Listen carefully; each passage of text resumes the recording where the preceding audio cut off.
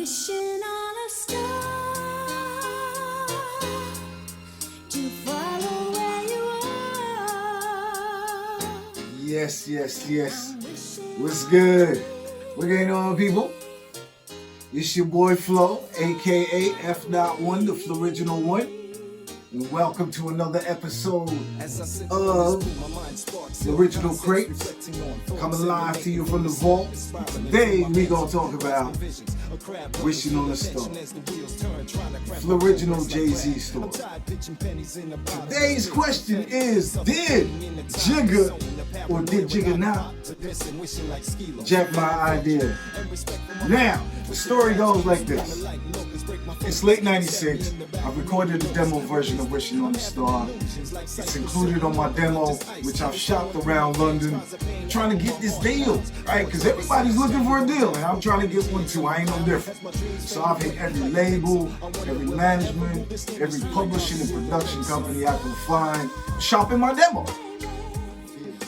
More often than not, don't get an answer, don't hear nothing from nobody. Right? You turned away at the door, whatever. This dude by the name of Dave Robertson reaches out to me. We link up. He loved the idea. We re-record it. He's brought in a whole bunch of musicians to replay it, right? Brought in the vocalists and everything, so everything's popping. It's looking good. Everybody's loving the track. He then takes it into Universal Music Group. Negotiations. I've been invited along at some point. They take me out to lunch. All the schmoozing is going on as you do. Yeah. Everybody thinks this can work. This is at the top of 97. Then, boom, stops. Then, conversation stops. Now, come the end of 97, In My Lifetime Volume 1 is released. After the album's dropped, I've got a copy of it, which my man that used to own the record shop up in Elephant Castle Mall, small independent record shop, dude used to hold all the imports for me, right? My man called me up, said, yo, Flo, I got that new Jay-Z. I'm like, all right, bet. I go through, I get it. Heard the album. There's no sign of this track. I was listening to the radio on a Friday night, and this comes on. Hey, yo. That ain't me.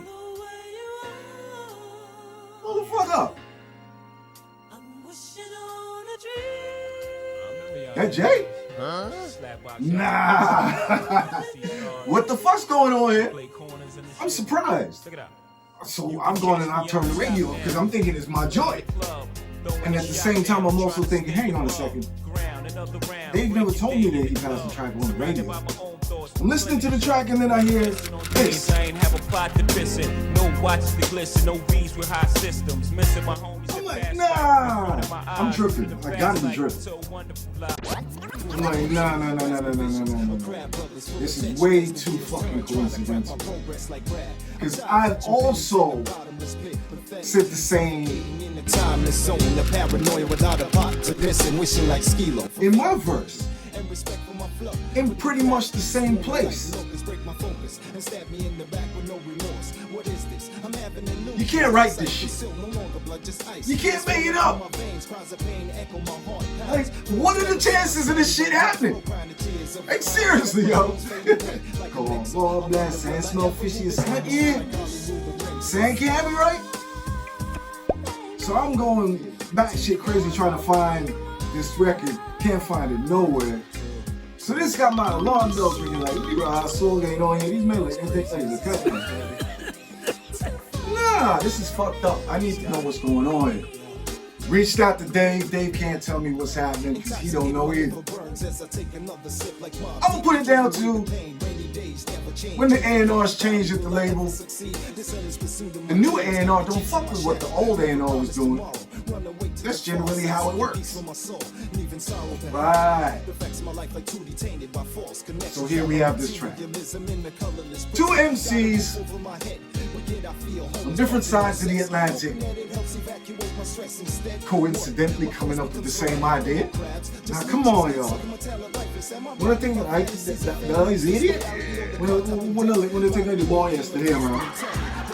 How uncanny is that? The opening bars of my verse are these. As I sip on this brew, my mind sparks ill concepts reflecting on thoughts emanating from the smoke that's spiraling through my mental, grasping visions of crab brothers. Full of tension as the wheels turn, trying to crap my progress like Brad. I'm tired of pitching pennies in a bottomless pit, pathetic. Suffocating in a timeless zone of paranoia without a pot to piss in. Wishing like Skeeler for fame and fortune and respect for my flow. Now, this is Jay's opening bars to his verse. You can catch me on top now, playing a club, throwing a shot down, trying to stay above ground, another round, breaking day in the club. Surrounded by my own thoughts, playing the cut, reminiscing on the days I ain't have a pot to piss in. No watch to glisten, no V's with hot sisters. Bruh, when the neck is sport, yeah? How the fuck you gonna tell me that Jay did not hear my version of the track before putting down his own? I ain't buying that shit. I reckon you jacked my shit, Jay. I can see the cheekiness in what he's done. I'm gonna jack your shit, and I'm gonna put this little thing in there so you know that I took it. Is it possible that Jay-Z teeth boy things? Yeah, it's possible. Cause it's well documented. People saying Jay did something from somebody. He did this flow. He did those bars. It's well documented. Fair play to you, homie. And what I would like to say is that, you know, Jay-Z did jack my shit. The concept of it, etc. That's kind of a sideways compliment. What? But it ain't cool. But it shows that man's on a level, innit? It's that simple. So, come to find out, you can only find this track on the European version of In My Lifetime Volume 1. What? And there's two versions of it. What? And those two versions are both listed as remixes. The first version is produced by The Influence, who happen to be a UK production team and also a band. The other one is by Trackmasters. Like, come on, y'all. Or as in the words of the legendary Ed Lover, come on, son.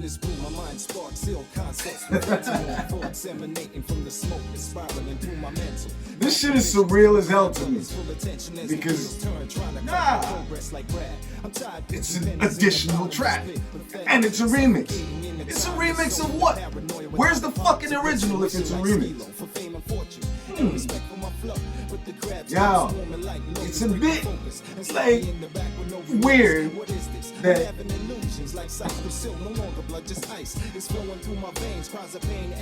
this nigga done use the same phrase as me. Pot to pissin', yeah, it's common, but how common is it for two people to use that phrase in pretty much the same place in their opening verse on a track? I use mine in the 7th. Jay used it in I think in the 5th bar. The Floriginul or the Jay-Z, the chicken or the egg, I don't fucking know. Which came first? There was even people I knew calling me up asking me like, yo, Flo, what's up? What happened? I know you had a version of that track. And I'm like, I don't know what happened. To this day, I still don't know what happened. But I believe that somebody at the label played my version to Jay-Z.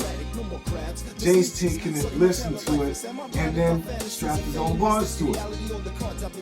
The differences between my version and Jay-Z version are he's done 3 12-bar verses. I've done 3/16. We both have a bridge between the second and third verses. I also made lyrical changes to the outro refrain. It's crazy. My version was, I want to be a star, but Lord, I know it's hard. As crazy as it seems, I gotta chase my dreams. Those are the structural differences between our versions. But other than that, the subject matter and the content is pretty much the same. So, with that, all that said, I'm gonna post the link in the description to Jay's version if you've never heard it. And I'm gonna post the link for my version, so you can compare and contrast the two. Feel free to leave your opinion in the comments. Either way, whether you think I'm reaching or not, or you can see why I think this happened, let me know. Either way is neither here or there, but I appreciate you taking the time. I ain't got nothing more to say. I'm done talking. I gotta know about my business. Wherever you're at in the world, I wish you nothing but peace, love, and happiness and all that good stuff. Alright then, until next time, stay tuned, yeah? I got a lot more interesting tales to tell y'all. Oh yeah, did I tell you about that time MC Hammer signed me? Hey, go on, man.